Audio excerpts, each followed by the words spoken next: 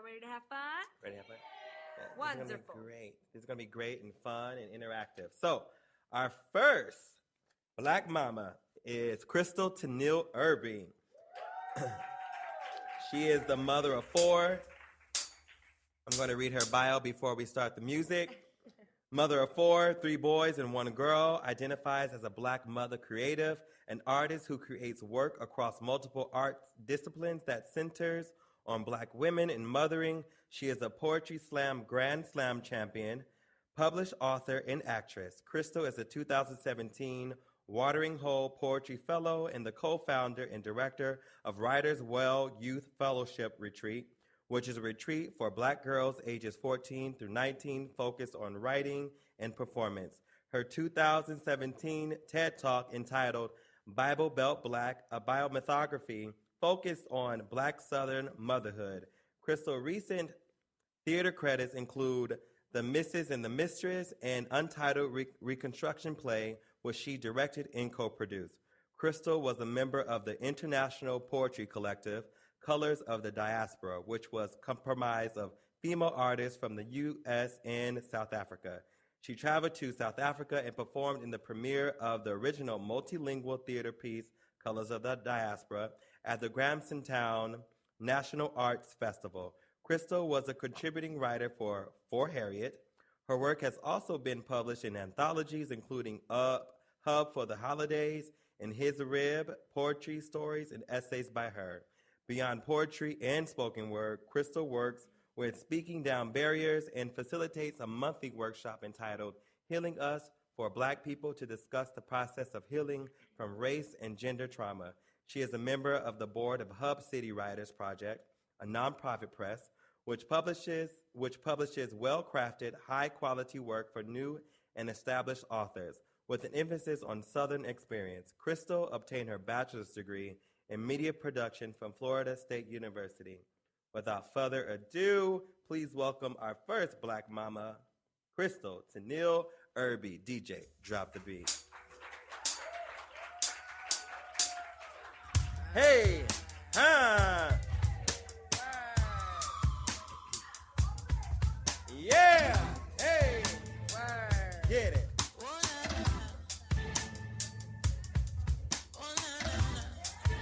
Yeah. Yeah. Woo. Yeah. You better get wet. Wonderful. Welcome, Crystal. I have the pleasure of introducing Nekisha Killings. She's a military spouse, international board-certified lactation consultant, and homeschooling mama of 3 lionesses. A former marketing exec and ghostwriter, Nekisha melds many different talents into supporting families and creating written works that heal and inspire.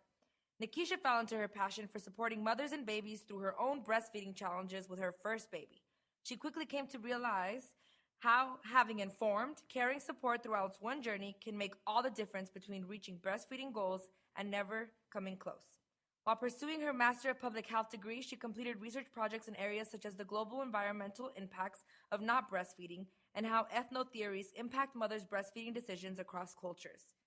Nekisha continues to perform research, write, and speak on the topics of breastfeeding practice for the mobile clinician, breastfeeding equity, culturally appropriate and humble care, and the impact of historical trauma on breastfeeding today. To Dem Black Mamas podcast, Nekisha lends her cynicism, wit, cackle, and pearl clutching in large doses. Please help me welcome Nekisha Killings.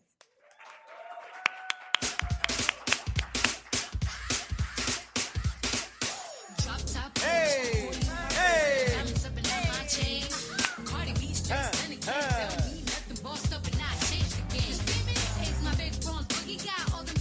Get it. Get it.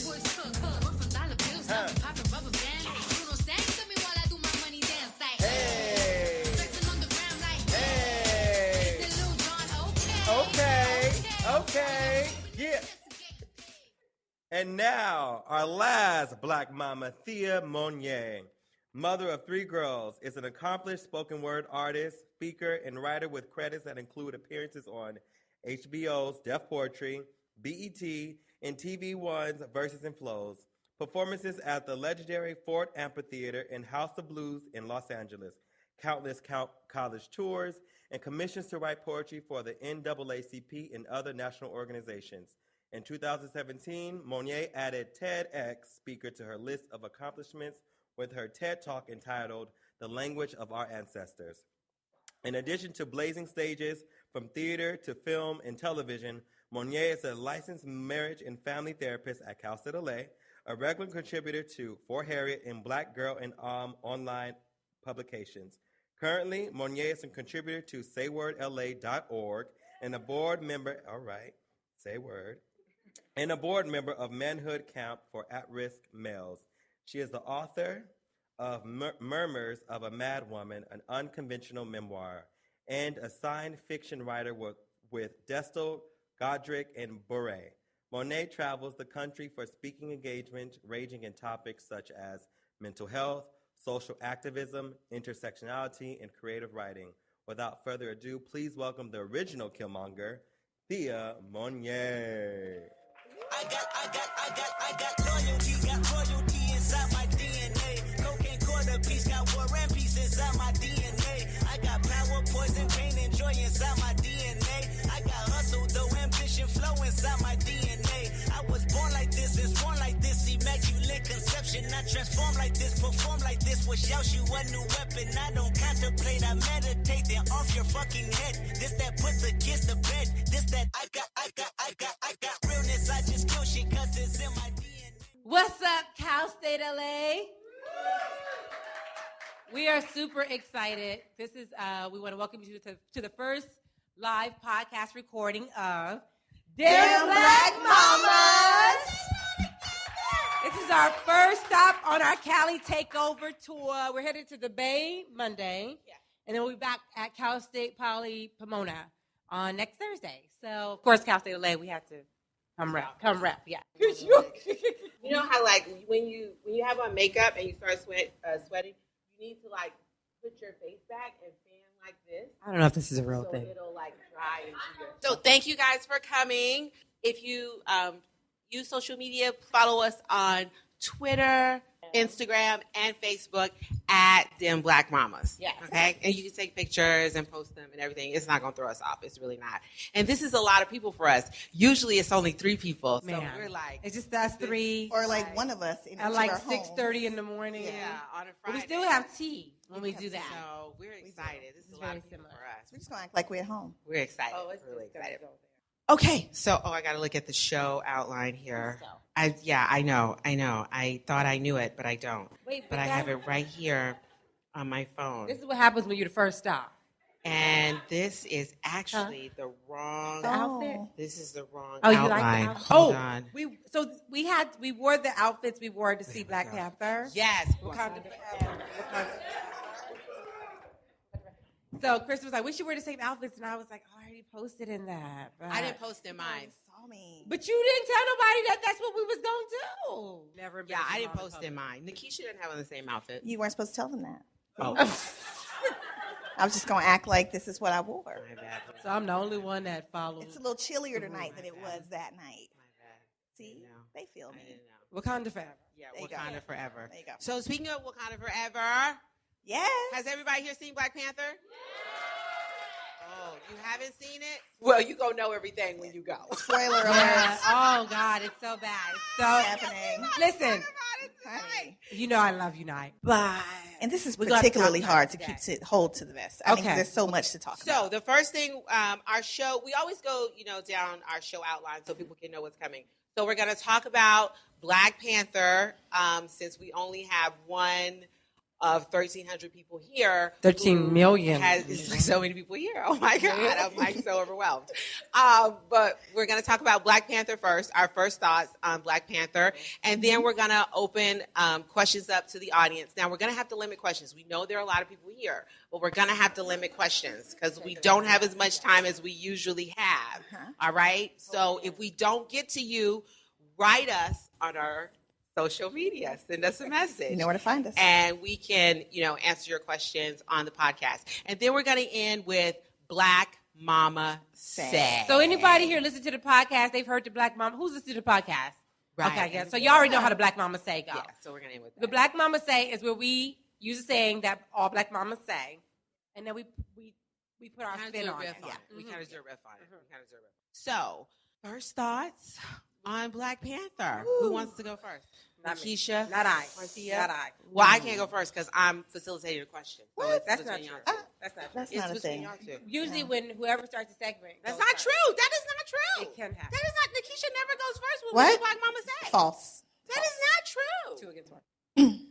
So you're going to. So my first thoughts on Black Panther is, first of all, I feel like there was a lot written before the film came out about how it was uplifting and empowering, and it's like a film that you'd never seen before. There was just a lot of things written about the film. I feel some kind of way that nobody who saw a premiere warned us about M'Baku. I went to go see this with my husband and my sons. And I felt like somebody should have been like, warning, bitches. Yes. There's this huge toboggan. Huge. Can we talk about his hands? Did y'all see his hands? When people was like, can we talk about his hands? Can we just keep that real? Can we talk about his hands? I got to fly my fan. It was a difficult. Yes. It was Yes. a difficult. It was a difficult movie to watch. For Let me tell you when I knew. Mountain. When I knew the first fight scene. When they were when like, he challenged, who's going to challenge for the king? When he challenged, Who's going to challenge? T'Challa. And they were like, who's going to challenge? Nobody was challenging. T'Challa thought he was cool. Then all of a sudden you hear, woo, woo, woo, woo, woo, woo, woo. I was like, it's on. But I really wasn't feeling that dude who got beat in the end. But when they went to the and he was sitting like this, and you could see his hands because they were like this. Yeah. She's No, that's something like about a the real hands thing. with her. That's like true. That's like I thought it was the feet. Same. no, it's hands and the feet. But it's true that the size of a man's penis. feet. No, it's hands and feet. The size of a man's hands is related. She's so serious. To the, no, it's true. I promise this show does involve children sometimes. If you listen to the podcast, we do. It's not for children. They should listen to the podcast. It's true. It's true. I do not date men with small hands. Well, I'm married now, but I did not.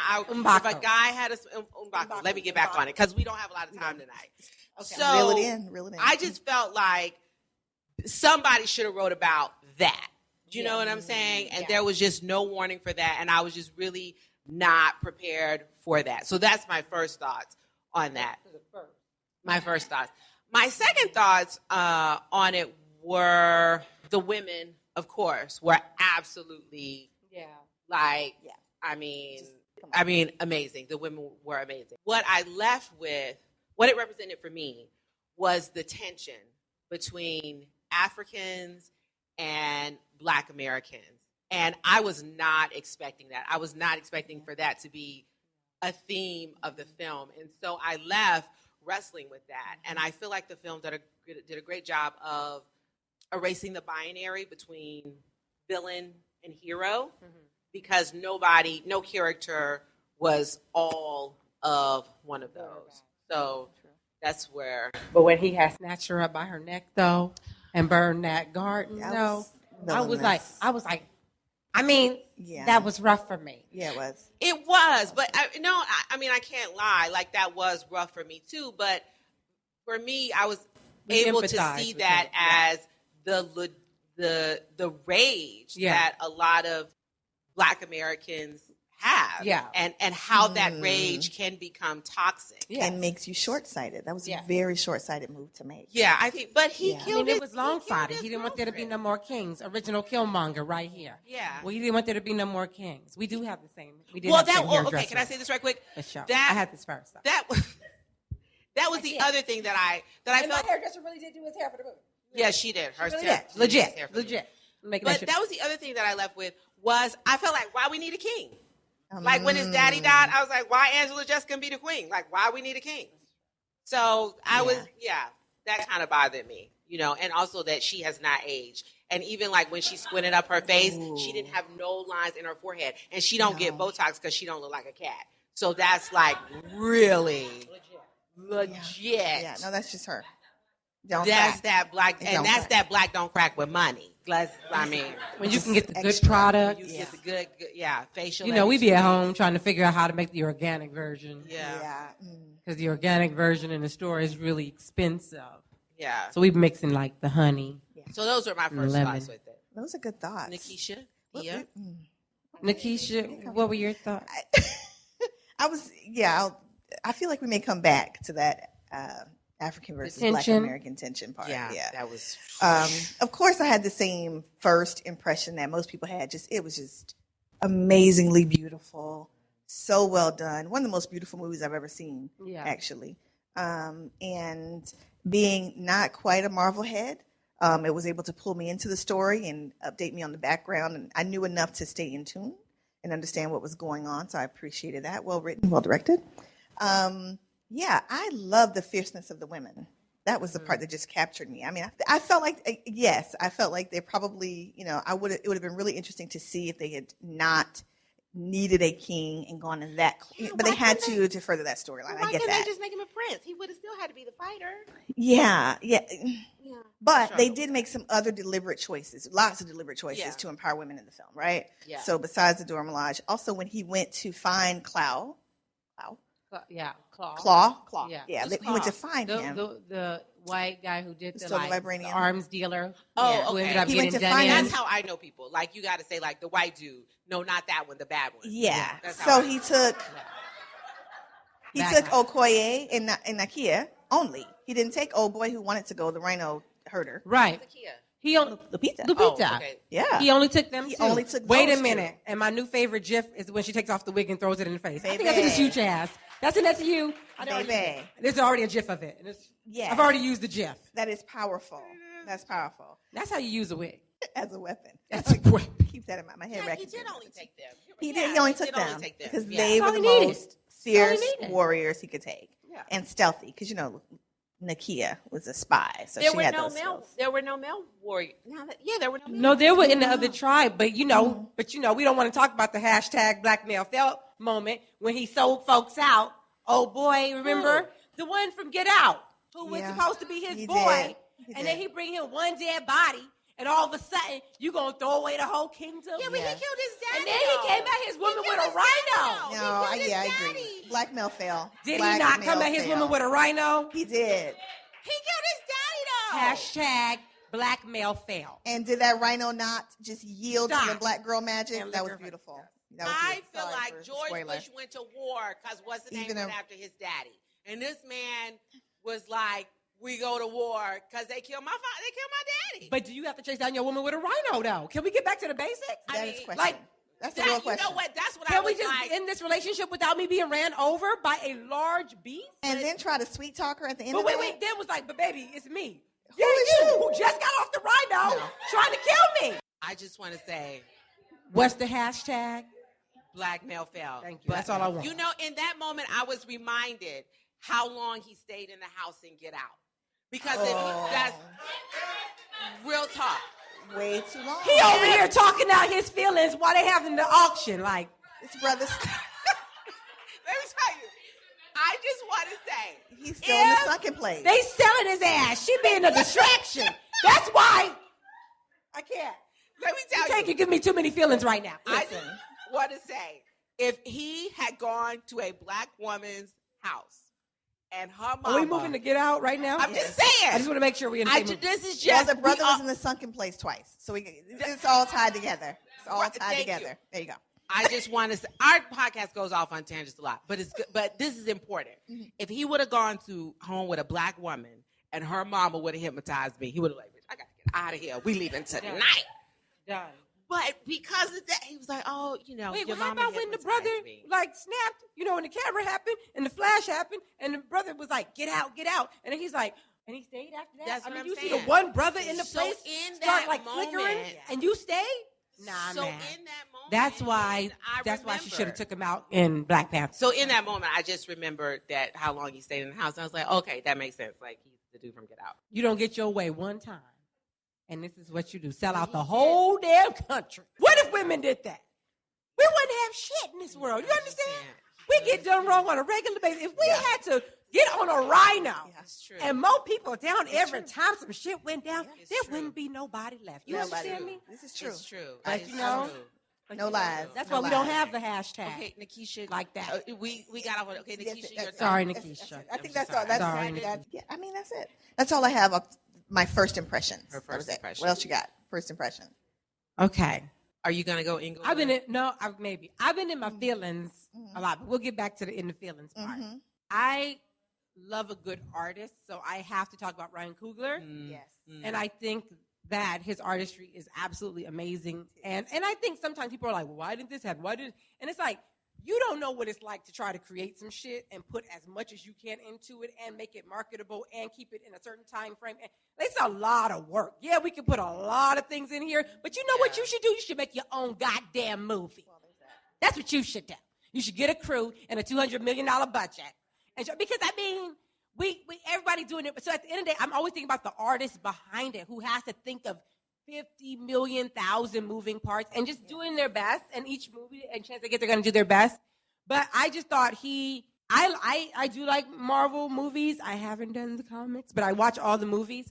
And this was the best story. Yeah. You know, to me, this was the best story because for a while, I really forgot I was watching a Marvel movie. Yeah, that's true. I just saw a movie about family dynamics because at the end of the day, that's really what it was. And I was really caught up in that, you know, down to the, hey, auntie. I was like, did he say that? Did he say that? And he did. He did say that. And so I think that a good storyteller and a good artist can do that, can take something like a superhero movie and turn it into this really complex movie about relationships and family dynamics and things of that nature. And so that, I just loved that he was in the cast. There was, not a weak link in the entire cast. I can't name one person who brought the movie down. So that was incredible. And the lightest person in the cast, other than the white people, was Michael B. Jordan. Michael B. Jordan. Yeah, and I thought that was beautiful. Yeah, I also have to say I enjoyed the outfits at the movie theater. Yes. I mean, folks, how we came out for baby, it. let That's me a tell huge you part something. of it. Well, I was in South Carolina, so that wasn't you know, where I was. I'm sure. Did they not dress up at all? You wore this? I saw. And she made it home, y'all. I saw 2 other people At the Crenshaw Theater, they had a million places you could sit and take your Wakanda pictures. You had the full-on, Wakanda kingdom right here. Then you had the throne over here. Then they had a purple carpet. I mean, it was not a game. It was during the Pan-African Film Festival. I had no backdrop. I told you not to go in that neighborhood. Yeah, I did. It was if you're going to go see that, you need to go where it's going to be ignorant. You know what I'm saying?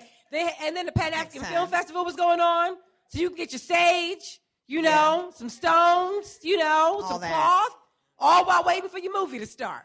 See, we need that whole Hell, you can see another movie while waiting for your movie to start. We got the Black Panther bucket, popcorn bucket, and the Black Panther cup. That's the most black. Well, folks was and my dressed, shirt. and it was not a game. And I'm gonna tell you what's funny about black folks, and I love us dearly, but not everybody knew what to wear, and so I think they just grabbed what they thought African people. After they were like, this is a bright color. This will work. Yes. This will work. And I was just like, yes, baby, yes. There was a bit yes, of that. today it works. But tomorrow, we might want to do our research. But but today, you come stunting in your semi-African garbs. I saw the other Black Panther garb as well, like the fro and the black berets. Yeah. People get some. I mean, you could just go in basic black. You could just do basic black if you didn't know what to do. That would have been another direction to go. But I love the outfits. That part was just. I love that it lived up to the expectation. Like we all got ready for months and months and we got our outfits planned. We knew after what was media. it? Avengers. We was like, oh, what y'all wearing? To the Black Panther. Yeah. Where we going? Yeah. So we already knew. Yeah. We already knew. It did not disappoint. What you gonna go? Where you gonna go next with this, Crystal? I mean, let's just go. We gotta talk about it. We gotta talk about it. We have to talk about the overall Theme of the movie. Theme of it, the relationship between Africans and Black Americans. I mean, I can put a time limit on it if you don't want to go Get my deep, but I'm tea just ready. saying we got to talk about it. Yeah. Let's do it. We got to talk about it because we don't talk about So it. that part was rough. It's Like uncomfortable. leaving the theater. Well, here's what messed you up, right? Killmonger's last line, right? Cover your ears. And Chris and I talked about it. Killmonger's last line was like, T'Challa said, maybe there's a chance. he said that we can we'll give you a still- proper burial. He said maybe there's a chance we can still heal you Yeah. And he said, and give. throw me in the ocean. Yeah, he said no. with my ancestors. He said for what? So you can lock me up. He said, throw me in the And then, ocean throw me with in. my ancestors who would rather die than to live in bondage. Jumped off the ship because they would rather die than live in bondage. Okay. That's a mighty word. That's a But mighty word. the interesting thing about that was my ancestors. And it made a distinction between his ancestors and T'Challa's ancestors. And it made it painfully clear that there was an actual break in ancestry from that point on. From that point on, one group had one kind of experience and another group had another kind of experience. Both groups had traumatic experience, but they didn't have them together. And so there's this, I just never thought of it that way. I knew, so mind you, my dad's from Panama, and I've never been to Panama to visit my dad's family, and I went for the first time, and I've never been in a country that was people of color, right? That Like wasn't all a white people country. of color. Yeah. So that was like that was amazing. I didn't understand. I didn't know that. That's crazy, and it was a lot of fun. But I have grandparents buried there, great grandparents buried there. My great grandparents immigrated there over 100 years ago from Barbados to work on the Panama Canal. About 100 years after slavery was abolished, less than 100 years after slavery was abolished in Barbados in 1836. So they came over in 1912, maybe a little bit earlier. So less than 100 years after slavery had been abolished in Barbados, they immigrated to Panama for work. And Afro-Panamanian is a thing. And I didn't get that it was a thing. And I am half Afro-Panamanian. I didn't get that it was a thing. I got that I was like, oh, they're just, black people who came to Panama. And that's like what that is. And I got there and I was like, oh, it's an entire culture, right?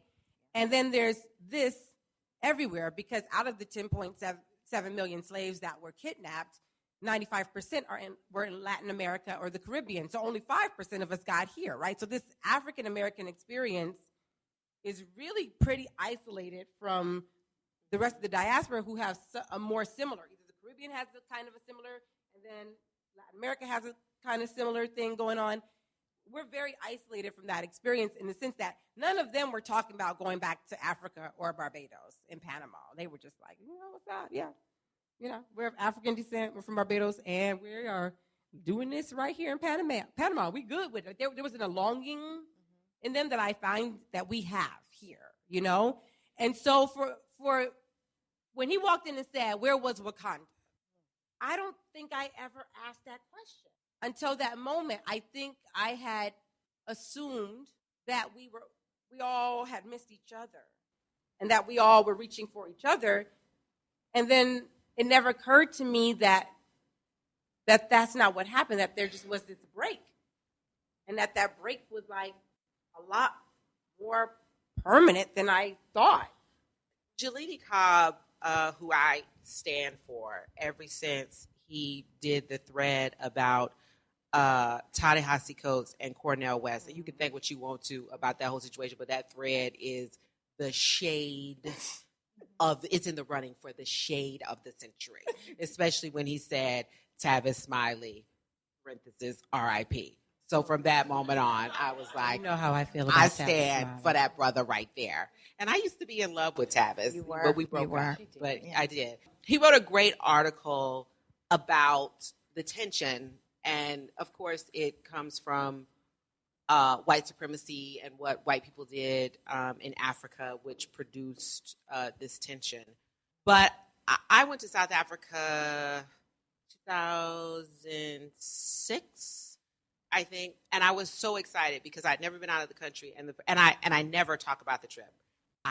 She literally. Never. You get like pieces every 3 years. She'll say something about it. You be like, "What? It's in my bio, and when people ask, I'm like, "Oh, it's great." I was surprised it was in your bio. It's great, but because it sounds good, and when you ain't done a lot, when you're like, "What did I do that would sound?" Oh, I went to South Africa. Like that shit sounds hot. Like, well, then you can say she's traveled internationally as a poet. You know what I'm saying? Been in one country, but I went there in 2006, and the first place I've always wanted my first trip outside of the U.S. to be to Africa, like to connect with my roots and all of that.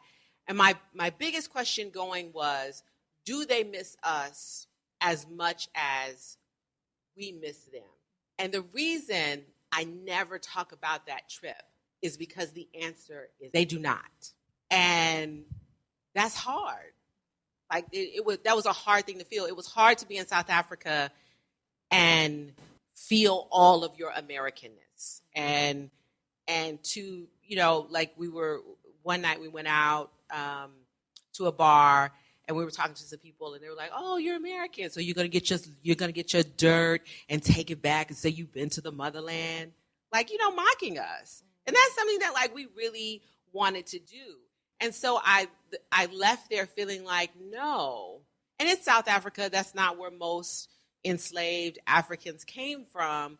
But I still felt like othered and a different other than I feel here, a more hurtful other than I feel here because my expectation for that was higher than what I feel. And even though that's not where most enslaved people came from, I thought about apartheid and how I knew so many people who went against our own government in America for those brothers and sisters over there. And how the international cry from Black people all across the diaspora freed Mandela. And seeing it illuminated in that film, the most powerful thing for me was when T'Challa sees his father and he said, "Why didn't you bring him back? You didn't even tell us about him?" And in Africa, they don't learn about what happened to us. They don't learn about enslavement or any of that. And so that really resonated with me. And it resonated with me when he said, "I was trying to protect Wakanda." And T'Challa says, "You were wrong. You were all wrong."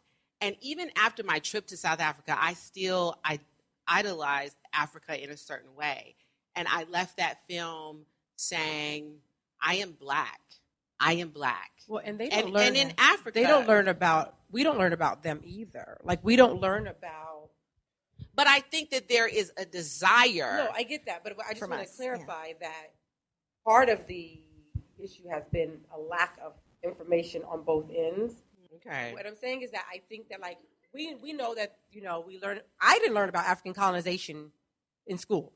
I learned about a chapter about Egypt, right, and then I didn't learn shit about Africa until they took slaves. I never was taught about African colonization. You wouldn't unless you had the privilege of going to college. That's true. And then you don't. Then that's it. So when you know about that, you do learn that there was another struggle happening there. But I will say that I think the difference is, I did think there was a desire. I thought we were family and we were missed and we were like that. But again, I don't know if that was just our expectation, like as African Americans, because like I said, the Afro-Panamanians was like assumed, they didn't assume that. Yeah. They knew they were a new thing. You know what I'm saying? Yeah. And they weren't reaching back for anything, but they were also not allowed. They also were able to preserve a lot more because after Barbados was freed, it was a Black country. They know what that feels like to be in a country that's people of color. In Panama, they know what that feels like. We don't know what that feels like. So our longing is different. In South Africa, that was the beautiful thing that I got, is to look around and see. That's when I realized Blackness is around the world. Yeah. To be Black in America is something different. And to be African is something different. But, everybody was loud. Everybody was loud. Yeah, I mean, it didn't matter that everybody was loud. Yeah. Everybody used their hands when they talked. Yeah. Everybody was animated. The similarities. Yeah, I recognize like Black culture and being in a country where you even if it was a scandal, because Winnie Mandela was going through some at that time.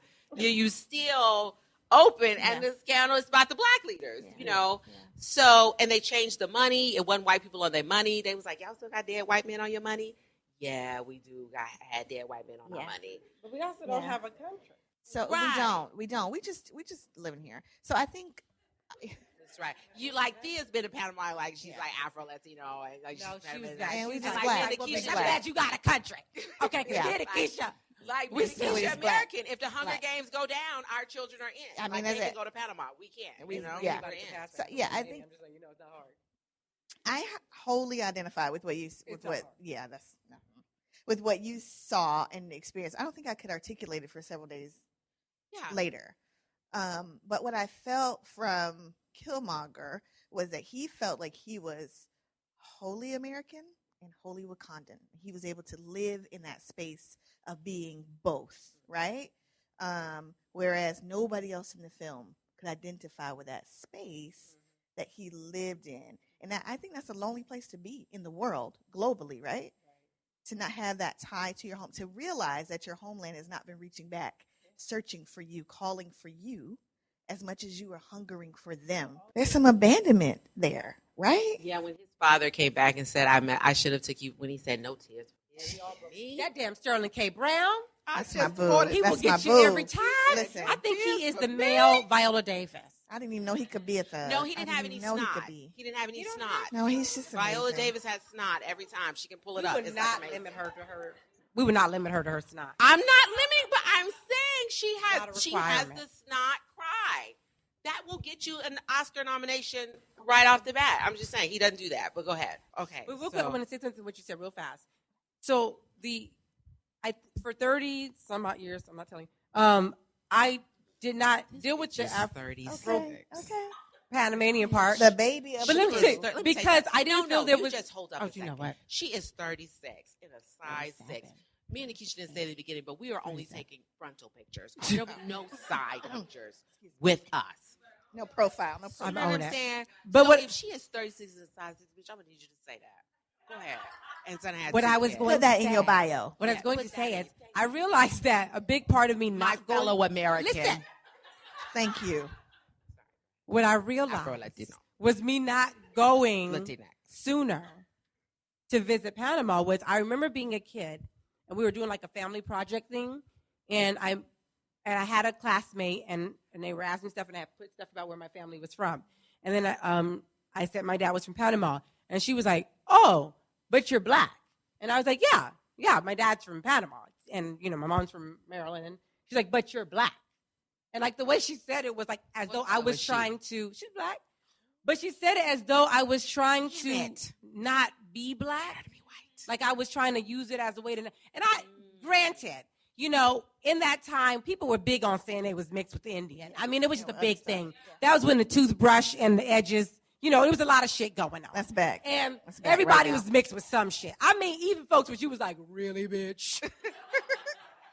I would like to see that DNA swab right now. I had a friend who was like, "I'm Creole." I was like, "French niggas?" What? Like, so everybody was claiming something. So I think that's where that person was coming from. Is like, you know, like, but I wasn't trying to not claim something. I was just speaking what was true, which was, and so that moment I don't really talk about and never really talk about where my dad's from because I didn't want people to think I was trying to get out of being black. My dad, in Panama, they had a Black Panther movie. They was following what we were doing. They was like, "Oh, they got a Black Panther party? We going to have a Black Panther party." And they liked the Lakers, apparently, because Chick Hearns. That, I think a lot of people who have different cultures within the diaspora, they may not claim them as wholeheartedly, particularly the Latin American parts, because one, there's anti-blackness in Latin America, and two, because when you say it to black people, they're like, "That's true." But you try not to be black, and that's not it. But we should know that 95% of us were not dropped off here.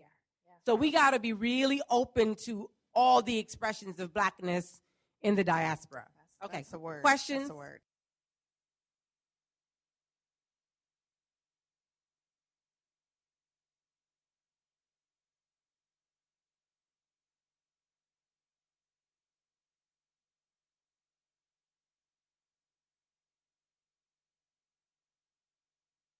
Woo, woo.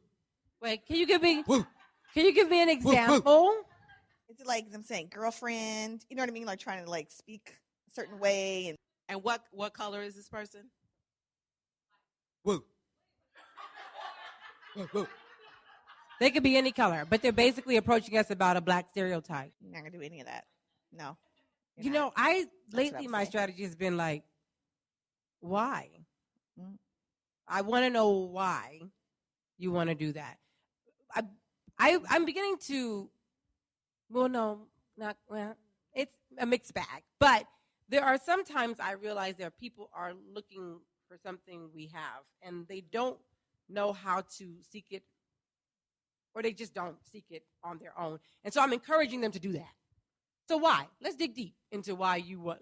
Why do you want to wear this head wrap? What is it about the head wrap? What do you identify with? What would your grandmama have worn? What would your great grandmama have worn? Like, what would they have? What would people in your culture have worn? You know, like, I mean, I really want to know why, because I have to make sure you're not just stealing my shit. I mean, I don't know how to say that in a fancy way, but I need to make sure you're not stealing my shit. I need to make sure, like why? And I want you to think about why, because I think sometimes people talk to us with no filter and no understanding, and I want them to really think. And so I've been getting really good at like just reframing things or saying it back to them and out loud so they can hear it, and wondering if they're going to say the same thing. And if not, I have some pretty dope ally friends who I'll be like, you know, there's this one I need you to talk to. I can't do it. I don't have the strength. I'm going to have to tag you in. One of those friends is in the audience. She sure is. Now. And listen, I don't even let her out the box because she going to hurt them. That's true. She going to hurt them. Like, they feel it. It's going to get her. Like, I want them to be able to come back. Kat would be like, fuck is this shit about? You said that shit? Out your mouth? So, I mean, I might bark. I mean, it depends on the person. If I feel like I want to spend the time, often the answer is no. I don't want to invest that much time in educating you. I don't have that space.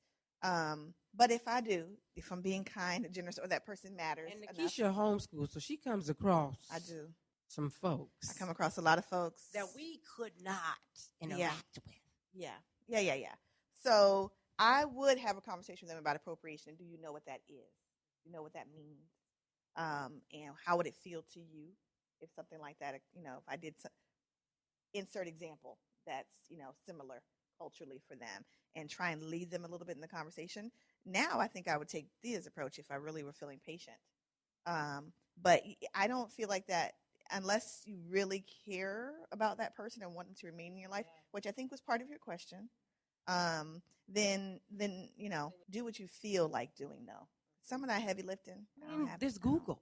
Yeah, there is Google. There are resources. My approach to questions like that is to always say, well, you know, during enslavement. She does. Facts. Because the one thing nobody will talk about. Nobody will talk about. Nobody. Is slavery. You can be somebody talking about Black history, a white person talking about Black history. You know, Black History Month, you know, I try to teach my children during Black History Month.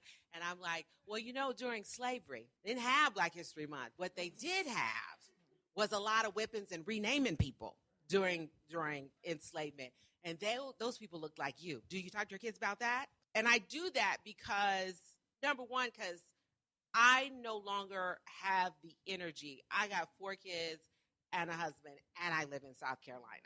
I no longer have the energy to expend to explain that. And I'm very, very careful about, honestly, the white people that I do call my friends, because I take that very seriously. So if there is a white person who needs that level of education, like, you can't be my friend. You just can't. You cannot be my friend, because just like I had to take the time to learn about my culture because no one was teaching it, you can do the exact same thing. So what I would tell them was, don't ask me no dumb shit no more. Don't do it. Don't ask me why Black people do this, or and don't tell me you're going to do something that a Black person is doing until you have read about learned about, watched a video about enslavement. Because if you understand that, then you understand why you can't say nigga. Then you understand why you don't need to be wearing a head wrap and braids. Then you need to understand why during Black History Month, you need to teach your kids about white privilege. So I just think you have to be very, very careful with the white people that you call your friends, because you'll wake up one morning tired and you don't know why. You know why? You got a lot of white friends. That's why you're tired. Who are not, a lot of work involved. Who are not doing the work. And I have white friends. One of my producing friends is white, and even she is like, damn, white people, are we really going around touching people's hair? Like, are we really doing that shit, white people? Yes. You know, and she's like, in the midst of Me Too, when we out here talking about not touching us, don't touch us without our permission, we for real touching Black women's hair. So you just have to be really, really careful and deliberate. I'm not saying you can't talk to white people, because of course, you know, you have to, but I'm just saying the ones that you call in Panama, your friends. But with the other thing I was gonna say, when it is a person of color, that's a different experience. And like when I first locked my hair the first time, my Panamanian aunt, the one that lived here, was like, "Why you like your hair so nappy?" And I was like, you know, back for elders and shit. But I was like, "'Cause it's nappy." Like, I mean, that's like saying, "Why you like your hair brown?" The shit is brown. I don't tell you. You know, your genetics, shit. Answer your own question. But at the same time, it's like we say stuff that comes from our own internalized stuff. Yeah. And it's important that we catch that too. You know what I mean? So again, I like what he said. If you feel like it, if you got a little extra energy that day, you can teach them. If not, you know, I'd be like, you know, here's a book. You know, good luck with that.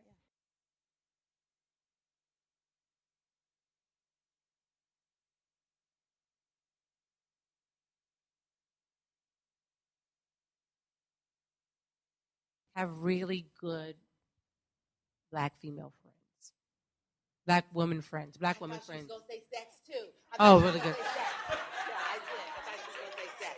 I did. I'm glad it. You know, let me tell you something about that. My fellow Americans.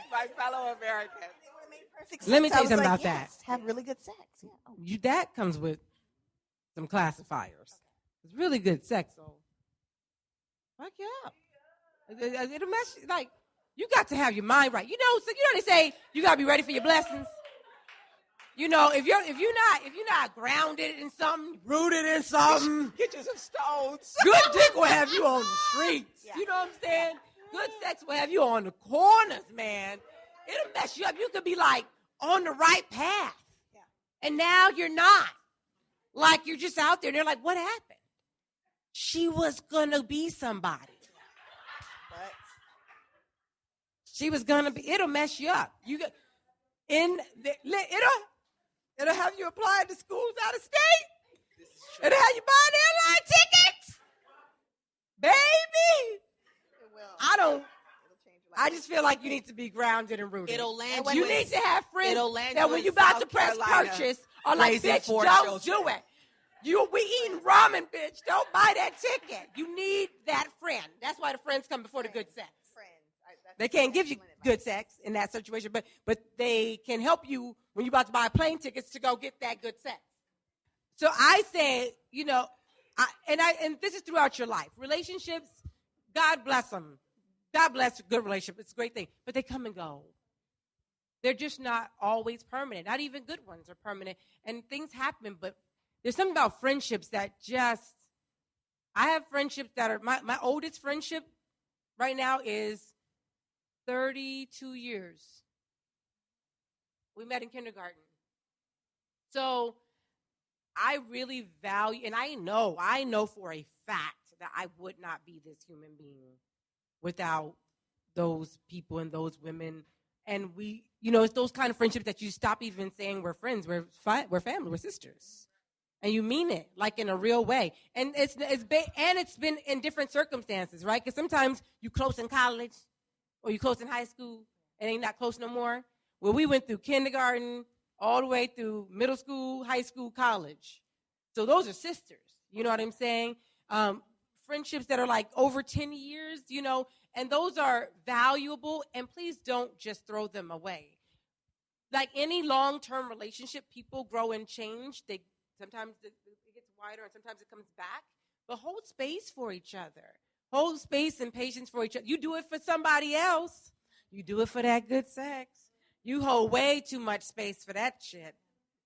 And credit, too. But we're not going to talk about that. You can hold space for the women in your life, too. Now, when it gets toxic, you don't want people in your life who are jealous. You don't want people who don't celebrate you. You don't want people who make you feel small or cut you down. But you want people who, when you're hurt, they hurt. And when you celebrate, they celebrate. And those people are very valuable. And I mean, at this point in my life, I would say that is one of the most important things you could possibly ever have. That's good. She's about to give you something else. What you gonna say? No, I'm not. I'm going to say, find out what you love and find a way to make money out of it. You don't want to spend your whole life working and not being passionate. So if you have the opportunity, because it is a privilege, it is definitely a privilege. So if you have the opportunity, I would say find out what you really love. What would I do for free? Everything. If I didn't have to pay bills, what would I do for free? And find a way to make money at it, because there's so many parts of our lives that we have to do. Yeah. It's so important that if you have the privilege and the opportunity to do what you love for a living and figure out how to make money at that, that you take advantage of that. And I'm going to tell you something. White women do it all the time, and they don't give it a second thought. But we continuously second guess ourselves all the time because we're trying to live up to something that's not even real. The other thing that I would say is speak life into yourself every single day. Speak life into yourself.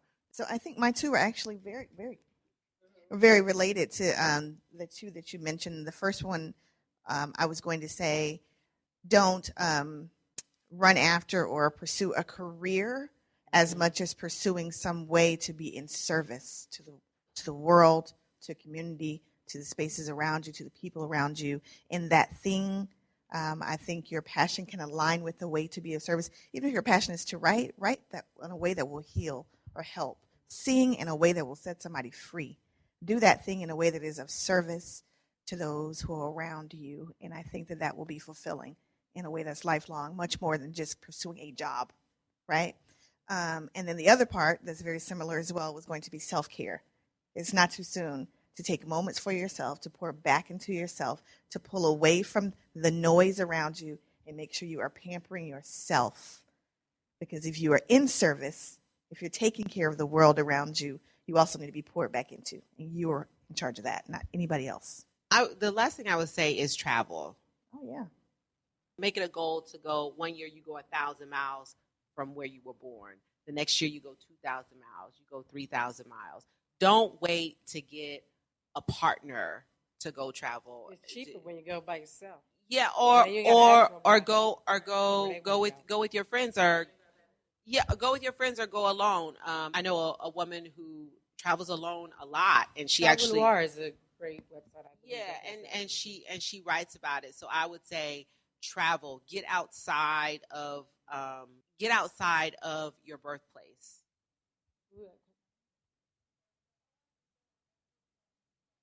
Yes, I watched that.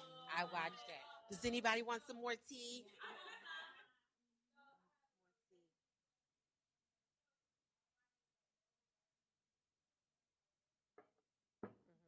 I think you know that last one is no. We're going to say no to the settling. But Stop it. has anybody ever introduced? I told you about the 80-20 rule, right? 80-20 rule is in any relationship at your maximum, at a great relationship, you're going to get 80% of your needs met. It's not going to be 100. There's always going to be a 20% deficit at the best. And that's by design, because if not, you have codependency, which we don't want, right? that 20% is designed for you to still maintain some sense of individuality. That's where the friends come in, because this one keeps me married. Like, and that one keeps me married, and that one keeps me married because, and you know, Mark Winkler should send all y'all cards on a regular basis because when that 20 kicks in, and I'm like, am I crazy? I call them and they're like, you're not crazy, but this may be what else is going on, right? Perspective. I'm also going to say this. Women are naturally givers. So I have another rule on top of the 80-20, which is really important because we go out there and we want this person to be everything, and that's just not going to happen, and it's not good for it to happen. But the other part is that women naturally have this way of overgiving. We just give a lot. So I feel if you're giving 50% and that person's giving 50%, that means you overgiving because you naturally your 50% going to be stronger, just naturally, just on some real. It's just going to be harder. You know what I'm saying? So I really feel like you have to learn sometimes. Women have to learn not to just do so much. Just be.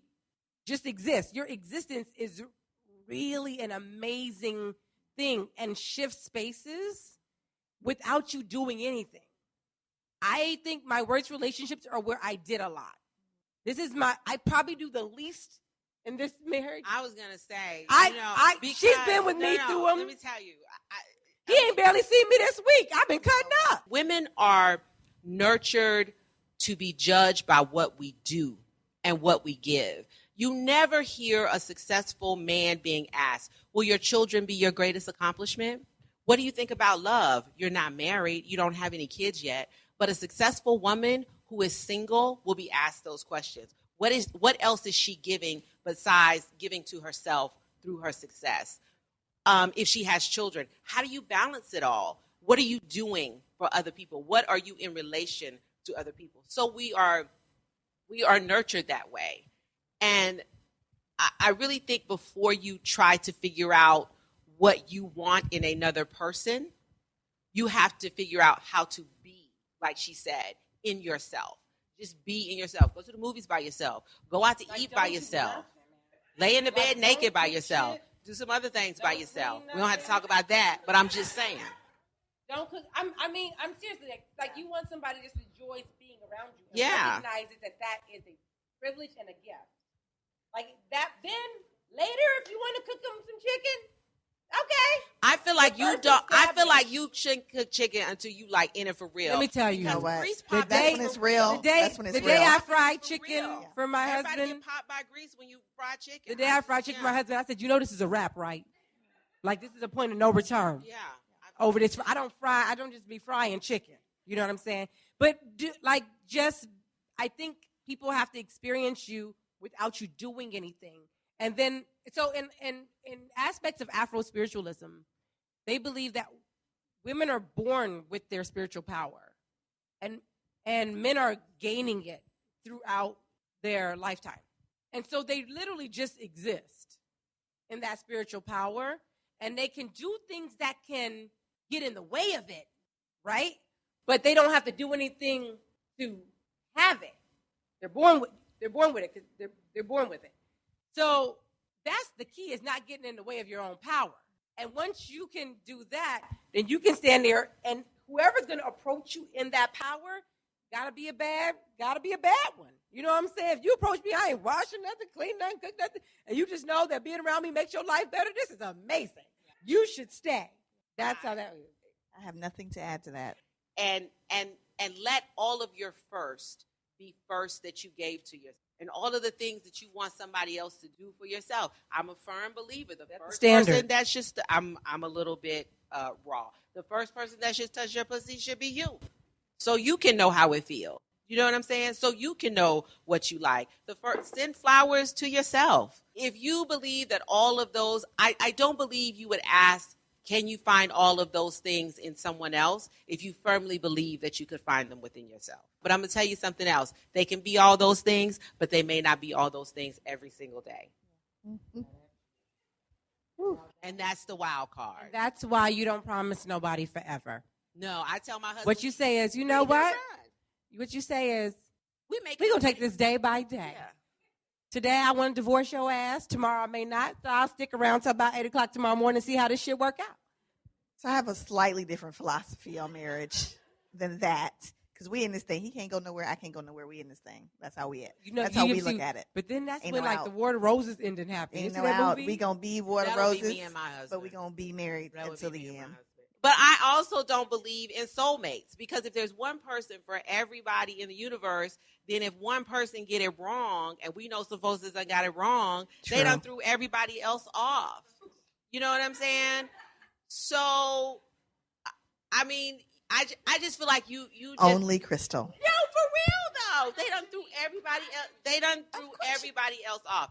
I believe there are things that your soul needs that you can find in multiple people. I have a friendship with these women like I have with nobody else.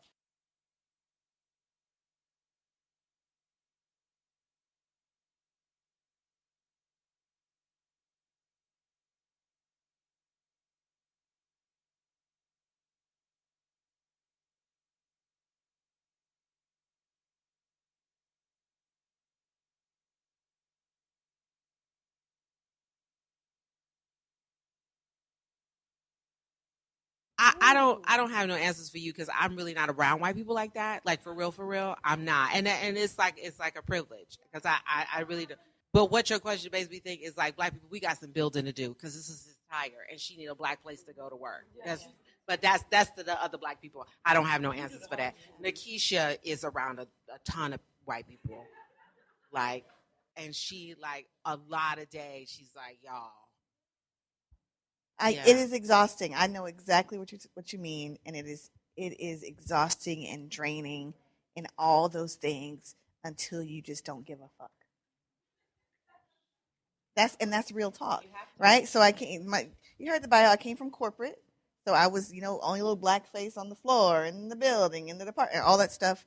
Years and years and years, from career to career, have been the only little black face, and now, one of very few black homeschoolers wherever we live, and so I'm in that community quite often. LA is an anomaly. My husband's in the military. I'm in the military community as well, but LA is an anomaly, and I'm thankful that there are lots of black homeschoolers here. But you are not going to get fired for being you, though. You know what I mean? And the idea that being more of yourself is unprofessional is offensive to me. You see what I'm saying? It should be offensive to you as well. You are enough in all your black glory, in your dashiki or not. You bring blackness into the space. You can't apologize for that. You bring it. And you don't need to minimize that, water that down, anything for anybody else. Because at the end of the day, you got to be whole. And what's happening right now is you being diminished day by day, little by little, chipped away at. And we need you. We need you whole. I say do it for the ancestors. Do it for the culture. I said, listen, they always trying to get free. I just said I'm going to be free this lifetime. And so what that looks like to me is walking in there and making a decision. If somebody going to be uncomfortable, it ain't going to be me. And now that there are times, I was in a meeting the other day, and if this chick used the term reverse racism one more time, and you know what I did? I went to the coworker that identifies as an ally, and I was like, I need you to handle my lightweight. I ain't doing that. I need you to talk to your friend. I need you to explain to her why that's not a thing. And I would like to have this done by the time I get back. Because we go in one more meeting and this shit happens. It is what it is. And for a while, I felt what you're feeling. But I realized, like, I was choosing that. They can be whoever they want to be. And my response to that is mine. So I'm going to go up in here, and I'm going to do what I want to do. And there's still, like, small microaggressions, things that happen, and I just keep doing what I want to do, what I know is best for the space. You know why? Because you being there, can you imagine being a client or a student of color in that space trying to come in there?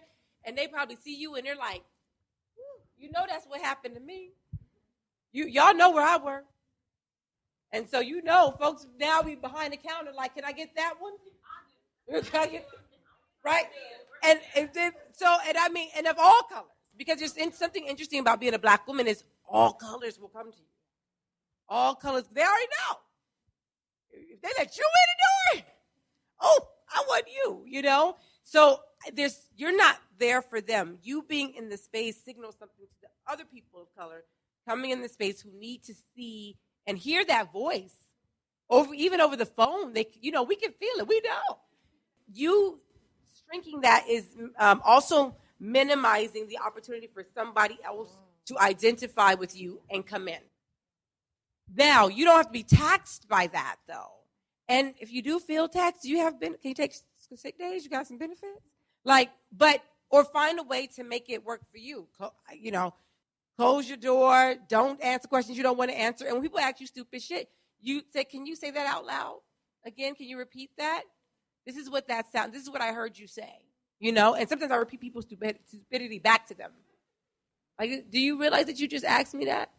Do you realize that you just asked that of a black woman? You know what that means to black people? But you're there from beyond them. And you don't have to be taxed by that. You should be able to enjoy that. You're not alone there. Your ancestors are everywhere you go. You walk in there and they feel them, so you bring them in there. I don't care if you got to pour a cup of water and put some sage on it. You know how we do. So just keep the space. And then if you feel like you don't want to hold that space anymore, you're magic and you can find another one. So I'm going to take a bit of a different approach. Again, I just want to reiterate that everything that you've learned and everything that you've poured into yourself, you can't allow that to weigh you down. You know what I'm saying? The other part of that is I'm a recovering capitalist, so this is going to sound real capitalistic right now, but that's the economic system we live in, so it is what it is until we dismantle it and start a new one. So just use it right now. The big thing is diversity and inclusion.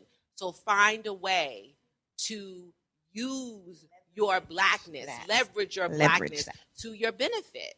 You know what I'm saying? Like she said, if you're the only one in there, figure out how to allow your blackness to take you to a higher level instead of looking at it as something that can hold you back or, weigh you down. When we started this podcast, people were like, aren't you worried that it ain't going to appeal to other mothers? No, because I'm not appealing to other mothers. That's not what I'm doing. So that's not my concern, So that's what I would encourage you to do. Figure out how your blackness can elevate you and not look at it as something that may hold you back. When I catch myself thinking about what they're going to think, if I want to crack a joke, I'm going to crack a damn joke.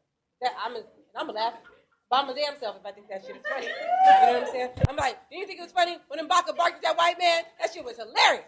Huh? If I feel like it. Like whatever makes you free that day. Whatever makes you feel free that day. You're thinking about them too much. And the problem that is bondage. Yes. You're thinking about them when they're not even there. So you know what? They don't think about you that much. Nope. They don't think about you at all. So balance that out. You know what I mean? Like, don't think about them at all. Go into space, think about your job and what you want to get out of the space. But real quick, I wanted to say something about stereotypes because you're talking about stereotypes. Ozzie Davis says stereotypes aren't inherently wrong or right. It's who uses them and to what end. So you have to find a way to live free of the white gaze. All right, so our Black Mama Say this week is, I said what I said. I said what I said. And so, Black mamas use that to let you know I'm not going to repeat myself. And you heard me correctly. And I'm not going to spend any more energy on this because I did what? I said what I said. So anybody want to drive home something they said earlier today with an I said what I said? Yeah, you want to go first? I went first the last time. When I said get free, I meant it. I said what I said. I'm realizing there's choice. Okay, this whole year, 80% of what Trump has done has been verbal, right? And just him saying it and us responding to it has shifted how we feel, right? I would go on social media freezes for a month, and I was like, he's still talking shit, but he ain't did nothing yet, right? But if I had followed every day of that month, I would have been like a mess, right? So while all this is going on, your only job is to get free. Whether that means enjoying yourself, whether that means enjoying your life, whether that means chasing your passion, because the worst thing is to stay in that survival mode and thinking about what they're thinking about and what do they do. And I mean, any gaze whatsoever, you never get to the next level, which is thriving and creativity and building. So get free now. I mean, I don't want to be that ancestor. It's like, I'm hoping they get free. I think they're ready for us to be free. And I think they're ready for us to not give a fuck. And I think that's the gift of November 2016. Is I suddenly was cured of giving a fuck. I gives it none. This podcast was birthed out of that. Was birthed out of not giving a fuck. Because I was like, suddenly you know that part of The Wiz when they start coming out in ugly ass costumes and shit? Like, can you see a brand new day? All that. That's what that shit was like for me. That's it. And every time something happens, that's some bullshit. I'm like, see, that's why. Every time some bullshit happens, you start doing that. I'm like, that's why I'm gonna. So I said what I said. That's you what can you need to do free now. When some bullshit happens and some white people say some stupid shit, you just start doing this. Or you can do. You know what you're doing. Don't nobody bring me no bad news. You can also do that one. But I mean it. I mean you can be free now. Yeah. A year ago, I was saying I couldn't travel. I have these kids, and it's too expensive. And within that year, I went to Panama. I'm going to Peru because I stopped saying that I couldn't do it.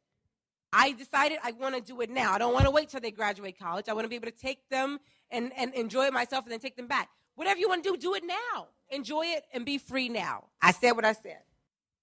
Yeah, wow. She said it. Be free. The only thing I would add to that is, I said to someone, you are enough, you are worthy, you are valid, you are valuable now. You are right now. For whatever it is you're trying to do, wherever it is you want to go, you are all those things right now. Now just go get free. I said what I said.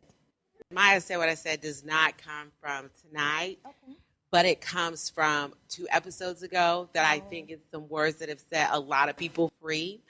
And the saying was, you can find a better dick on a better man. And people are like, you can clap for that. I came up with that by myself. You can clap for that. Better man. Thank you. Thank you.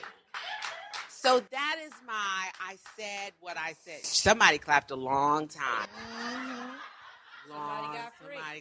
Somebody got free right so then. So that is I said what I said. You can find a good dick on a better man. Because sometimes, you could just get caught up and feel like, ain't nobody ever gonna give it to me that good. You know what I'm saying? And then like little pieces of your life start to They take big ass chunks. you start to crumble. Like you had these dreams, you had these all hopes, for the like D. Thea said, you was gonna be somebody. You just need that friend who you can pick up the phone and you can say, "Am I lost?" And she'll say to you, "You can find good dick on a better man." And that's what I have. I said what I said. That's all we got. We ain't got no more. Namaste. Namaste. That's all we got. We ain't got no more.